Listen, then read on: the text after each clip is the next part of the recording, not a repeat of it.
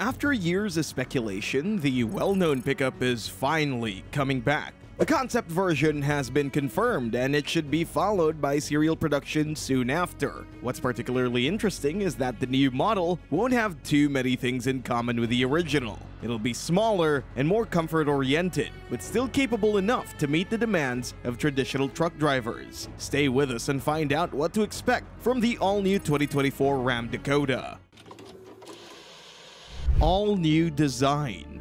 The Dakota has been absent from the market for about 12 years, and for a long time, we were pretty sure that its return would bring a familiar design approach, a body-on-frame midsize pickup that would compete with models like the Tacoma and Colorado. Meanwhile, Jeep launched the all-new Gladiator, which is currently doing very well on the market. With that said, we presume that Stellantis doesn't want some kind of an in-family competition, so the new Dakota would rather aim at the compact pickup segment, which is currently mostly about the Ford Maverick.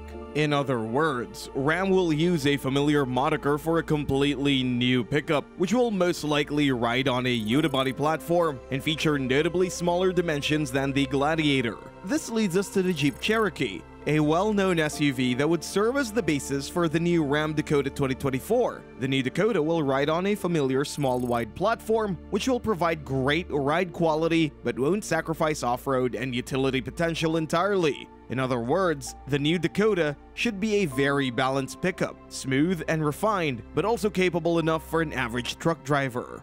Great ride quality.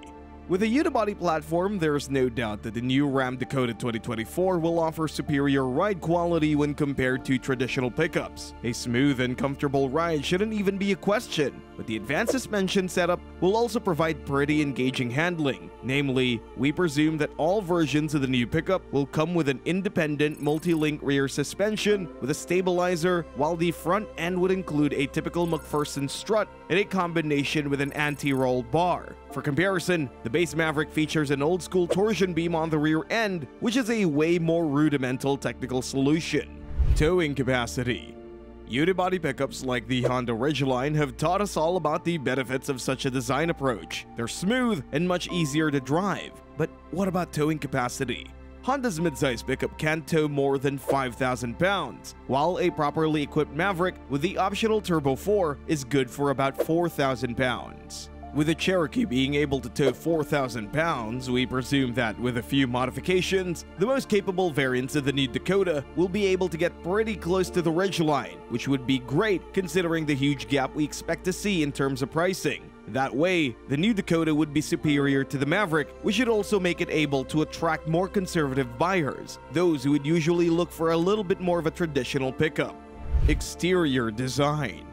Riding on a unibody platform suggests a little bit less rugged design compared to models like the Ram 1500, but we still count on a good portion of aesthetical solutions borrowed from the full-size truck. Of course, we're talking about the front end design. The new Dakota should stick to the same design language and offer similar headlights, grille, and other parts. The rest of the body should be more crossover-like, with a little bit of a sleeker profile, lower ground clearance, and similar things. That's something we already saw on the new Maverick, which should also serve as an example in terms of size. So, we expect that the Ram's unibody pickup will feature similar proportions, including similar wheelbase and overall lengths. That would mean around 120 inches between the axles and around 200 inches in total length. Still, the thing that could set the Dakota apart from future rivals is the offer of more than one cab style. Besides the highly anticipated double cab version, we also expect to see a work-oriented single cab model. So besides the model that offers plenty of space for the passengers in both rows, we would see a model that would combine a longer bed with the aforementioned expected towing and hauling figures, which could be a great solution for contractors and all other customers who are looking for an affordable commercial solution.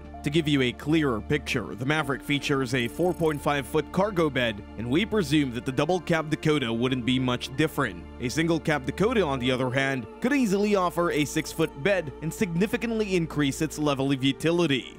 Powertrain. We're pretty sure that the RAM Dakota 2024 will come with more than one powertrain option on offer. A familiar 2-liter Turbo 4 seems like a safe pick. It features a max output of 270 horsepower and 295 pound-feet of torque, which seems plenty enough to move a truck of this size with ease. However, we should also see something smaller and more efficient on offer. Base models would rather come with something smaller, such as a 1.3-liter Turbo 4 with around 180 horsepower and a pretty decent 210 pound-feet of torque. The only problem with this engine is that although small, it isn't particularly efficient. So RAM engineers might go for some sort of electrification instead. For example, they might use a plug-in hybrid system from the Renegade and Compass, which is based on the same 1.3-liter Turbo 4 and comes with either 180 or 240 horsepower. Gasoline engines would come with a 9-speed automatic transmission, while the plug-in hybrid would rather use a 6-speed unit. In both cases, we expect base models with front-wheel drive, while the company's well-known 4-wheel drive system would be offered as an upgrade. An upgrade that could be one of the biggest selling points of the new pickup. Some sources also suggest that the new Dakota could be offered outside North America. In that case, we could easily see it equipped with Fiat's refined 2.2-liter turbo diesel, which comes either with 185 or 200 horsepower and 325 pound-feet of torque. That engine is available in Jeep Cherokee on selected markets and offers an impressive 41 miles per gallon of combined fuel economy, so we presume that the new pickup would be able to achieve similar ratings. Off-road performance. We don't believe that 4-wheel drive models could use any other drivetrain but Cherokee's excellent active drive 4x4 system. This means that the new Dakota would come fully loaded with off-road features, at least in higher trim levels. We expect to see available upgrades like a locking rear differential, 2-speed transfer case, further suspension upgrades, skid plates, and other things, while all 4-wheel drive models would come standard with a good number of selectable traction control modes for different surfaces and weather conditions. All this would make the new Dakota superior to future rivals. For comparison, Ford Maverick features rather a typical all-wheel drive system, which works well on loose surfaces, but definitely isn't for some more serious off-roading. The same thing with the anticipated Toyota Stout, which will probably feature an all-wheel drive system that just offers an additional electric motor to the rear axle. Interior design.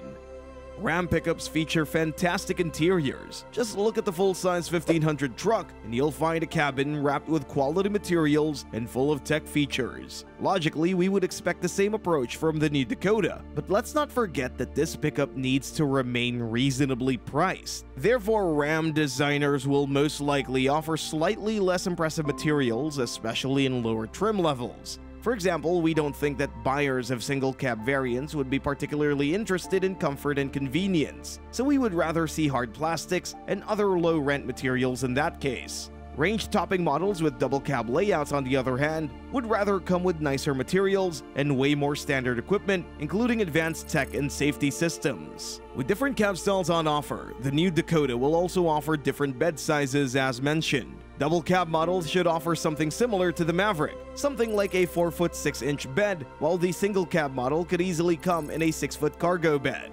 Tech and safety features. As mentioned, base models will rather be pretty basic, so we won't be surprised if we see things like manual door locks and windows, along with a small and pretty basic infotainment screen. Double cab models would be available in higher trim levels with way more standard and available equipment. We're thinking of advanced tech goodies, including a massive 12-inch touchscreen and a digital instrument cluster. Wireless smartphone integration, Wi-Fi hotspot, wireless charging, and similar things would probably remain reserved for the most expensive variants of the pickup. We expect the same approach regarding safety features. Entry-level models will probably be bare bones, with nothing more than a rear-view camera. On the other hand, the list of upgrades should include all kinds of advanced driver aids, including forward collision warning, automatic emergency braking, blind spot monitoring, rear cross traffic alert, lane keep assist, adaptive cruise control, and many more. Release date and price.